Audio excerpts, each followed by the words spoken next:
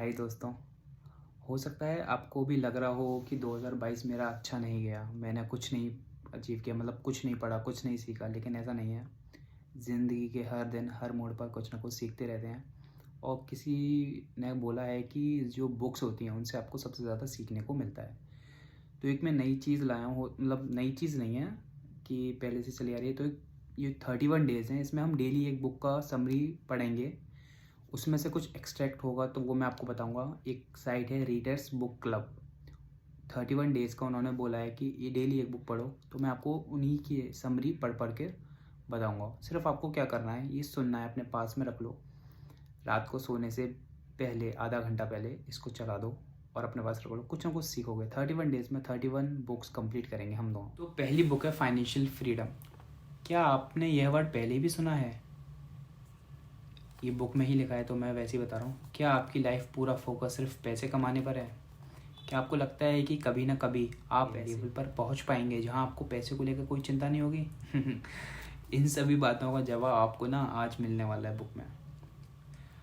हम एक ऐसे 10 स्टेप्स के बारे में बात करेंगे जिन्हें आप अगर फॉलो करते हैं तो आप फाइनेंशियल फ्रीडम को अचीव कर सकते हैं। मीन्स आपके पास बहुत सारा पैसा कमा सकते हैं, और इतना कि आपको पैसे के लिए काम ना करना पड़े।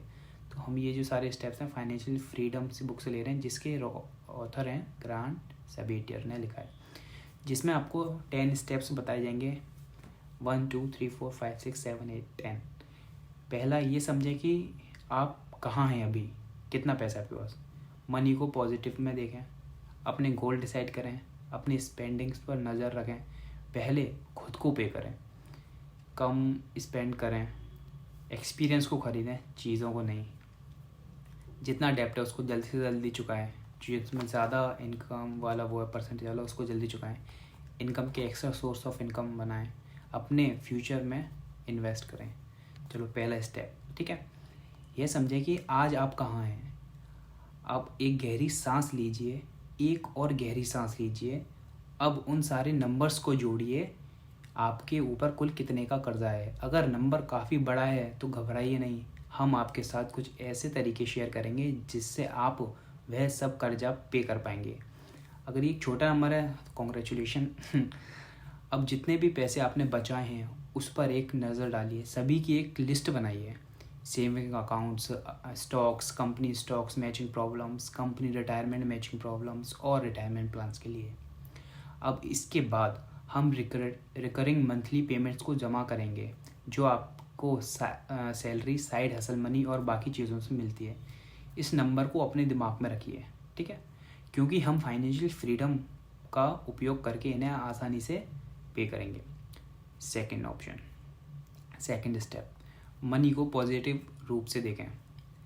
लोन थोड़ा बहुत मतलब डिमोटिवेट करता है, मान सकता हूँ, मगर याद रखें कि पैसा एक ऐसी चीज़ है, भले ही आपको ऐसा लग रहा है कि आज ये एक बोझ है, लेकिन आप फाइनेंशियल फ्रीडम पाने के लायक हैं। जो लोग ज़्यादा पैसे नहीं कमाते हैं, पैसा कमाने के लिए शर्म महसूस करते हैं, और जब पैसा कमाने की बात आती है उनकी सबसे बड़ी रुकावट ये है कि जो बहुत लोग अनुभव करते हैं, उन्हें लगता है कि पैसा होना गलत है, बुरी बात है। कई लोग इसे पाने के लिए खुद को दोषी महसूस करते हैं और इसे चाहने के लिए दोषी महसूस करवाते भी हैं कि उन्हें पैसा चाहिए।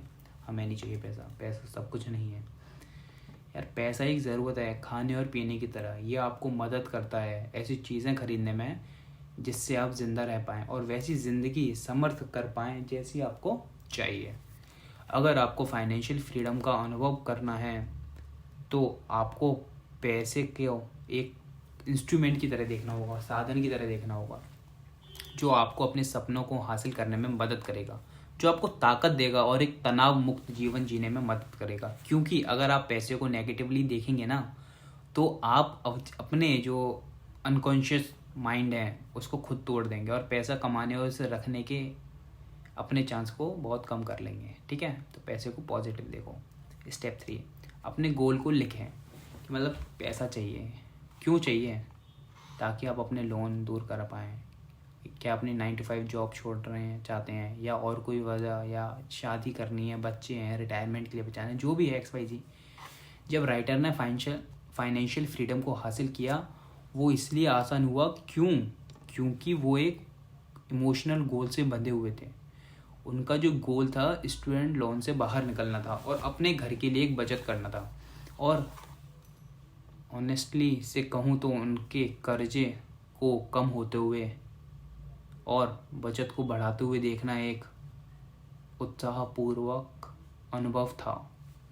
वो नंबर को चेंज होते हुए देख बहुत ज़्यादा उत्तेजित हो जाते थे और वो अपने पर्सनल फाइनेंस में बदलाव देखने के लिए और भी ज़्यादा मेहनत करने लगे। क्या वो अपने फाइनेंशियल गोल को हासिल कर पाते अगर वो सब किसी इमोशनल गोल से जुड़े हुए नहीं होते? शायद नहीं। वो अपने कर्ज से बाहर निकलने और मम्मी पापा के घर से बाहर निकलने के लिए डिमोटिवेट तो थे।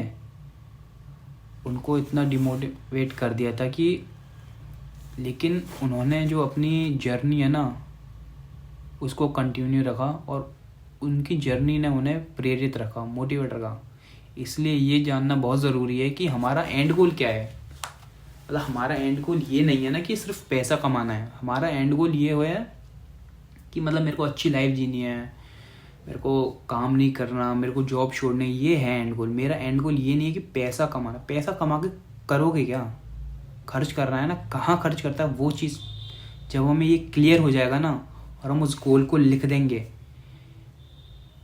तो हमारा जो जर्नी है वो और क्लियर हो जाती है। तब हम उस जो गोल हो है उसको छोटे छोटे गोल्स में बांट देंगे। बड़ा गोल है जैसे मुझे यहाँ से मुंबई जाना है, तो बहुत दूर है, लेकिन मैं छोटे छोटे गोल, या मुझे किसी कंपनी का CEO बनना है तो पहले क्या जॉब होगी, एनालिस्ट, फिर सीनियर एनालिस्ट, मैनेजर, फिर सीनियर मैनेजर, या फिर उसके बाद जनरल मैनेजर, फिर VP, फिर और हेड, फिर CEO। ठीक है, तो छोटे छोटे कर देंगे, फिर हम अपने CEO वाले गोल को अचीव कर सकते हैं।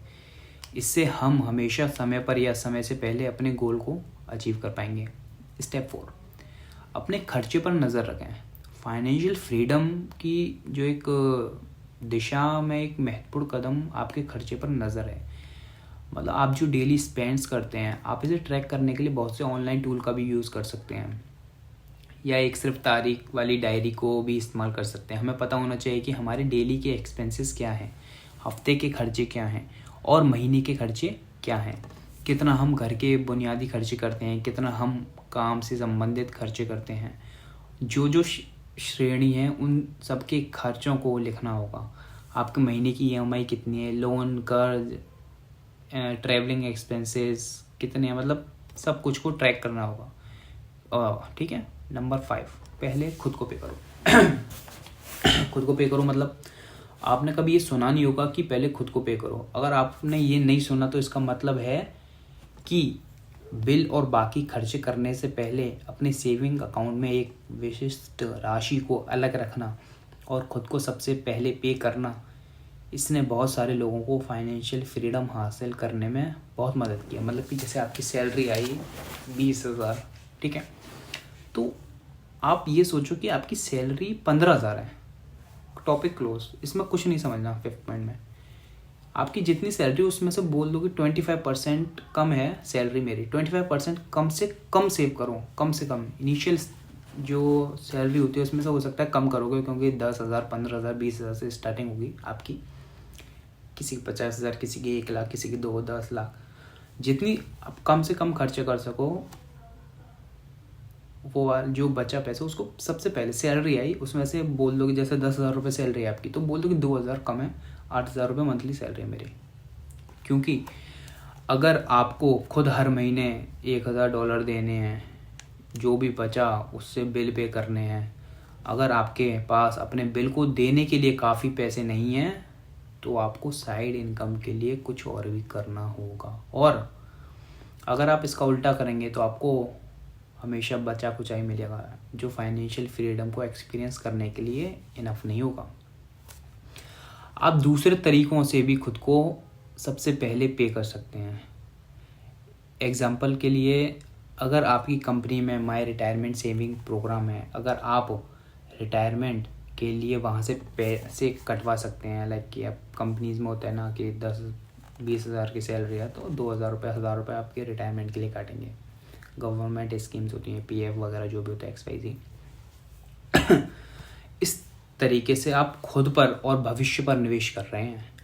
पैसे अपने आप कटते हैं तो जो कुछ भी बचता है वो सीधे बिल देने के लिए होता है। ठीक है, तो सेव करो स्टार्टिंग में ही, स्टार्टिंग से हैबिट डालो। स्टेप 6, कम खर्च करो। मैं खुद नहीं करता पर वैसे बता रहा हूँ कि कम खर्च करना चाहिए।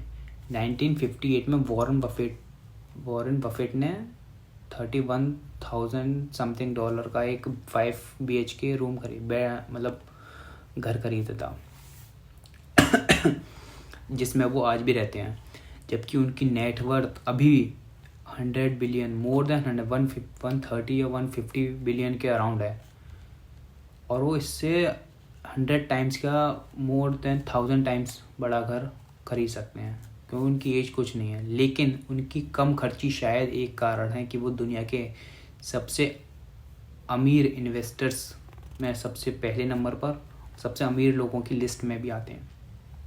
दूसरी तरफ कान्ये वेस्ट हैं, जो पैसे को खोने से नहीं डरते।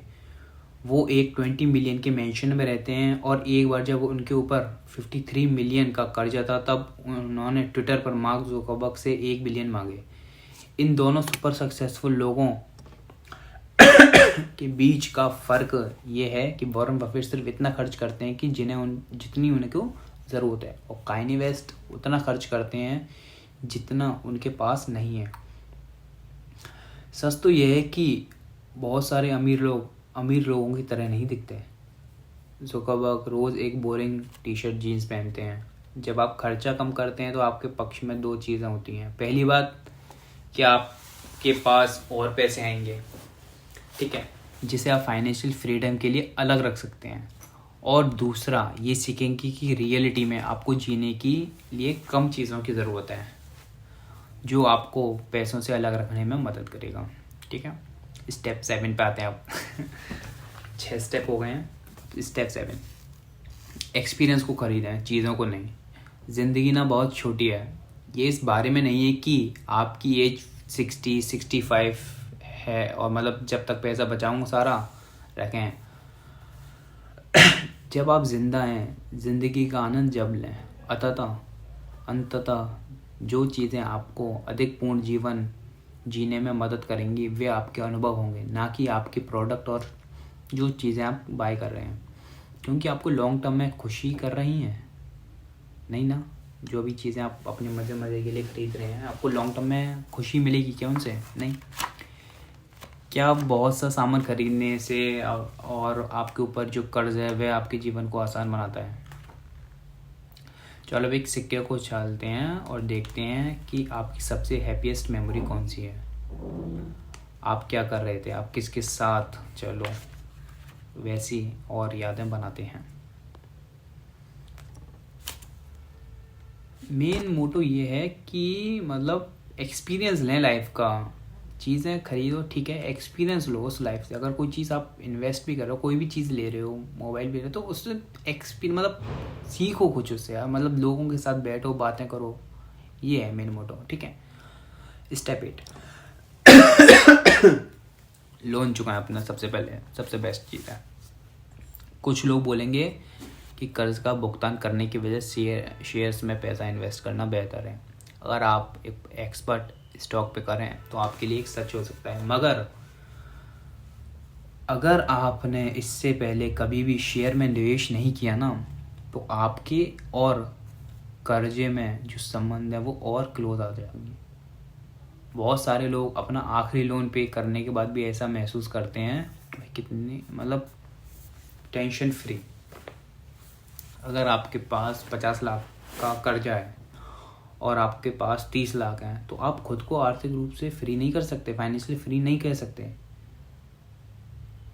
क्योंकि 30 लाख ठीक, आप मतलब 50 करोड़ हैं आपके अकाउंट, मतलब कर्जा आपके ऊपर, और 30 करोड़ आपके पास हैं, तो आप कैसे फाइनेंशियल? 30 करोड़ वैसे देखोगे नॉर्मल पर्सन के लिए बहुत बड़ी अमाउंट है, लेकिन कर्जा आपके पास 50 करोड़ का है, तो कैसे फाइनेंशियली फ्री हो सकते हैं हम? नहीं ना। तो अपने आप अभी मतलब 20 करोड़ के उसमें लोन में, हाँ, किसी और को लोन करना किसी बैंक में पैसे होने से ज़्यादा अट्रैक्टिव नहीं है, मगर ये आपको फाइनेंशियल फ्रीडम के पास ज़रूर लेकर आता है। यहाँ पर लोन को पे करने के 2 रीज़न हैं, मतलब 2 तरीके हैं। पहला स्नोबॉल और दूसरा अवालांकी। स्नोबॉल के लिए तब है जब आपके सबसे छोटे कर्ज का सबसे पहला भुगतान करते हैं, जब आप सबसे छोटे कर्ज का सबसे पहले भुगतान करते हैं और जब आप कर्ज को सबसे ज़्यादा ब्याज दर के साथ भुगतान करते हैं, तो उसे अवलांके कहते हैं। मतलब कि स्नोबॉल जब तक आप सबसे भुगतान करें। ओके। स्नोबॉल मतलब कि जो सबसे छोटा लोन है, स्नोबॉल मतलब कि जो छोटा लोन है उसको पे करके ख़त्म किया, टेंशन खत्म। 10 लोन चल रहे हैं, एक कर दिया 50,000 का, वो ख़त्म। और अवलांकी ये किसी जो लोन है, छोटा लोन है, उसमें 5% की ब्याज दे रहे हैं, लेकिन जो एक कोई और दूसरा लोन है जिसमें 15% की ब्याज दे रहे हैं, तो वो ख़त्म कर दिया। ठीक है, डिसाइड आपको करना पड़ेगा कि आपके लिए सबसे बेस्ट कौन सा काम करेगा। लेकिन जब ऑथर लोन फ्री होने के लिए काम कर रहे थे तो उन्होंने स्नोबॉल इफ़ेक्ट का उपयोग किया था। इसने उन्हें मोटिवेट किया और उनका जो लोन था वो चुकाने में हेल्प हुई।